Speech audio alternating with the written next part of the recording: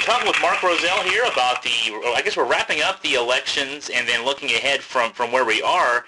And maybe a first question, Mark, the Tea Party, of course, making a lot of noise, getting a lot of attention in this election cycle from the media.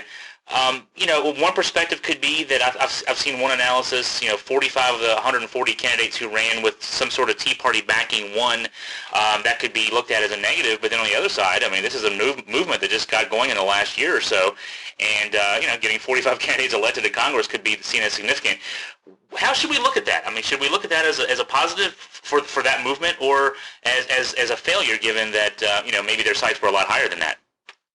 I think it's a mixed record for the Tea Party movement in this election cycle. Obviously, they made a very impressive first showing in American politics. They played a big role in shaking up the establishment and re-energizing the conservative movement at the grassroots.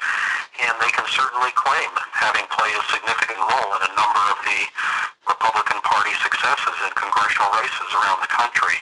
On the other hand, as we know, there were some Tea Party candidates on the Republican side who lost elections that probably would have been won by the Republicans with more mainstream nominees. So some observers have pointed to those failures as an indicator that the Tea Party actually could be poison for the Republican Party in the long run.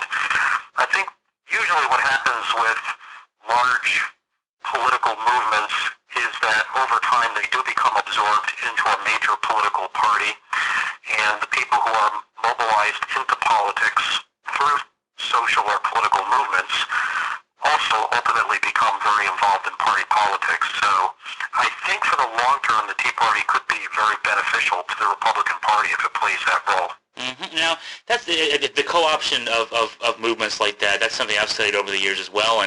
And looking right now, we know that the Tea Party movement is going to have, at least they're going to effort to have some influence over the direction of the Republican Party here in the next couple of years. And I think it may be just, an extension of what we've been talking about really for a few years in our discussions about things. The work within the Republican Party between their more moderate wing and the more conservative wing, maybe now it just gets to be, in a way, more pronounced or more public in that sense. But we're seeing already the Tea Party leaders are saying, hey, it's not just the Democrats who are on notice here, it's the Republican leadership in the House. I guess it's going to be a wait-and-see kind of thing, but what are your early thoughts as to the influence that the Tea Party can have now, not just on the politics and the getting elected part of things, but now on policy? What are your early thoughts on that? Well, the Tea Party is going to be limited in its policy influence initially because even though the Republicans had a smashing victory on Tuesday, on the other hand, the Democrats still control one house of Congress, and they have the power of the veto in the hand of the president. So to the extent that the Tea Party pushes the Republican Party to move forward on a number of controversial agenda items, I just don't see a path to policy success for the movement in the next 2 years. What they're going to have to do in the next 2 years is present their own vision to the American people and try to make a case that the country would be better off with a different president, presumably a Republican, and then hope that down the road with a Republican majority in both houses of Congress and a Republican president, if they are so fortunate, that they can then have some significant policy influence later on. But in the next 2 years, I just don't see any real policy momentum coming out of the Tea Party movement. Maybe, how about strategy then within the Republican caucus, I guess we could say? Can there be influence there, and maybe the Republican, the mainstream Republican movement even wants to think in terms of, for example, on health care reform, that will seem to be a motivating factor for candidates across the board, whether they were Tea Party Republican candidates or just, I guess the more mainstream, if you want to say, Republican candidates. Do we see a push for repeal legislation, even though that we could certainly, anticipate that wouldn't go through the Democratic-controlled Senate and not get to President Obama's desk, and even if it did, it wouldn't have success there. But can we see some kind of things like that maybe are setting up 2012, pushes in those kind of areas that can have not influence necessarily on policy, but certainly on strategy? Oh, I think that's right. I think a lot of what's going to happen the next 2 years is going to be all about setting up the issues for the 2012 elections.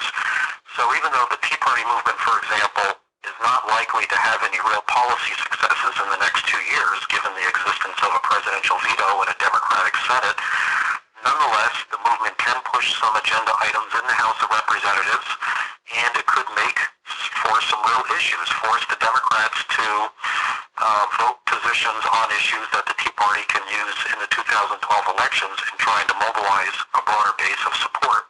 Now, that, of course, assumes that the Tea Party movement is going to push issues that will help attract a wider base of support in the long run. They certainly have the opportunity to point to the 2010 elections as an indicator that the country wants to go in a very different direction from the policies of the Obama administration and the Democrats in Congress. But whether that means a positive endorsement for some of the issues of the Tea Party movement, I think we'll see down the road whether they have any traction there. I think that something that occurred to me as I was thinking through things yesterday when I was driving around that maybe it's ironic, maybe it's just coincidental, but the main thrust maybe of Tea Party supporters and conservative Republicans in general is limited government and government that doesn't intervene too much in daily life and business and that kind of thing. And the effect of gridlock in an era like we can anticipate gridlock between a Democratic Senate and a Republican House is going to be to have limited success in policy initiatives. Anything controversial is going to be hard to get through because of that bifurcation. And so maybe some effect of this will be to push policy just in a direction just by default, because there won't be much that will get through. So maybe that's a push for the Tea Party movement in and of itself that maybe is not intended, but will be a result of what we'll see the next couple of years. Well, yeah, there's the irony that the Tea Party movement may not have the ability to push its agenda items forward, given the fact that the Democrats control the Senate and, of course, the presidency. But if the Tea Party movement is genuinely about less government, less involvement in people's lives by government, fewer governmental programs, well, you can point to the likely gridlock of the next 2 years as sort of an accomplishment of the Tea Party movement itself, that given now that the Republicans are in control of the House and we have divided government, it's highly unlikely that we're going to see much happening out of Washington, D.C. in public policy over the next 2 years. And that may be in part a victory in itself for the Tea Party movement. Yeah, they win by losing in a sense, on the policy level, so that could be an interesting byproduct. Well, Mark, we have a couple years to figure all this out. Thanks for your time on this today. Okay, Chris, it was good talking. Always enjoyed chatting with you.